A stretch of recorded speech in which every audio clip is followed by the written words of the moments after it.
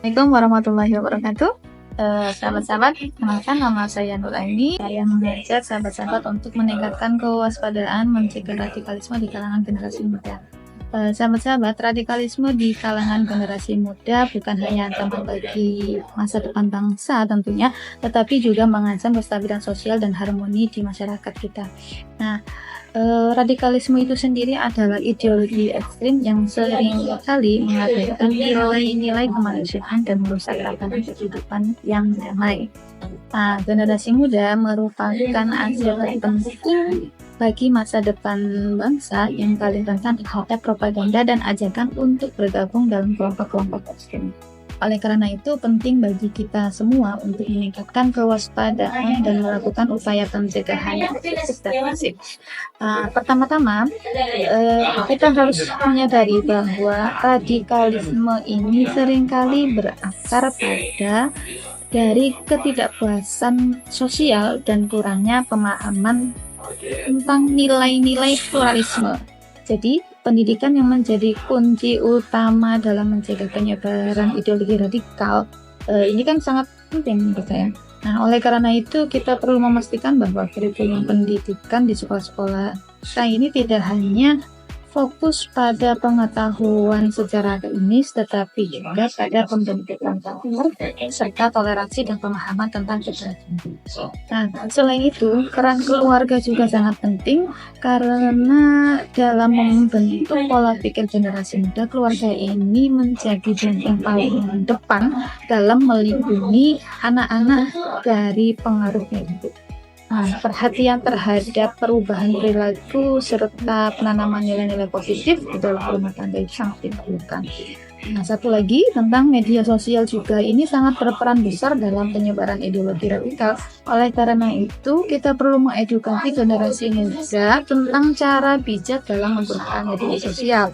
Nah, upaya bersama dari pemerintah, lembaga pendidikan, serta sektor swasta dalam memerangi penyebaran konten radikal ini di internet juga sangat penting. Nah, untuk terakhir kali, mari kita ingat bahwa pencegahan radikalisme ini adalah tanggung jawab kita bersama. Kita harus membangun sinergi antara pemerintah, lembaga pendidikan, organisasi kemasyarakat, kemudian keluarga dan masyarakat untuk menciptakan lingkungan yang aman dan mendukung bagi generasi muda.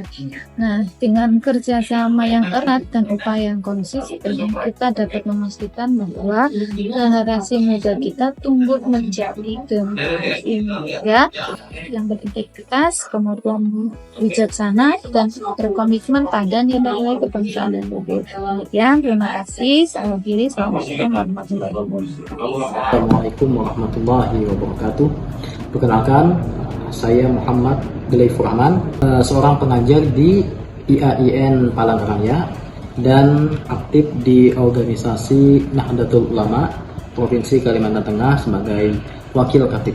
Jadi radikalisme itu muncul karena sebabnya adanya ketidakpuasan suatu kelompok untuk merubah suatu sistem secara besar-besaran dan mereka ingin menciptakan sistem yang sesuai dengan yang mereka kehendaki. Agama ataupun dari tokoh pemuda tentunya memberikan wawasan ilmu, pengetahuan, pemahaman untuk bisa saling, yang pertama kita toleransi. Karena kan kita di Indonesia ini bermacam-macam suku, agama, etnis dan lain-lain. Tidak bisa harus sesuai dengan kehendak kita. Jadi kan kita di Indonesia ini ada Bhinneka Tunggal Ika, berbeda namun tetap satu.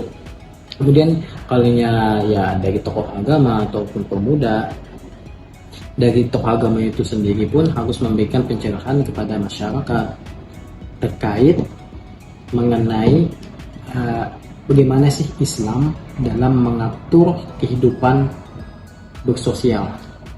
Seperti itu. Jadi ada muamalahnya, bagaimana sesama manusia, kemudian dengan tetangga, dengan keluarga, lingkungan dan lain-lain, bahkan dengan suatu negara. Bahkan kita di Islam wajib membela dan mencintai negara kita, kan ada di darinya hubbul watan minal iman.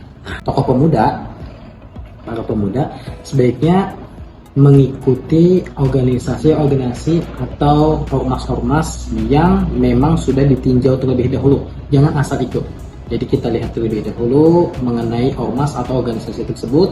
Misalnya bisa kita ikuti di Nahdlatul Ulama atau Ansar atau Bansar misalnya. Kemudian kayak di Muhammadiyah bisa juga, ada Koka misalkan dan lain-lain. Ya, tentunya sebagai seorang tokoh pemuda, sebagai tokoh pemuda, kita harus melihat terlebih dahulu organisasi ini atau ormas ini. Jangan asal langsung masuk. Jadi perlu kita sharing dulu, kita saling dulu, kita lihat ini baik atau tidaknya untuk kita, bahkan untuk lingkungan. Kita harus memilah. Yang pertama kita harus memilah teman, kemudian apalagi informasi. Akan informasi saat ini sangat mudah diakses di media sosial. Hati-hati kalau ada yang hoax dan lain-lain. Kemudian jika ingin memasuki suatu organisasi atau ormas, tentunya pun kita juga harus menelaah betul-betul ini organisasi atau ormas yang mengarah kemana. Apakah untuk menyatukan bangsa atau untuk memecah belah? Nah, seperti itu. Baik, terima kasih. Assalamualaikum warahmatullahi wabarakatuh.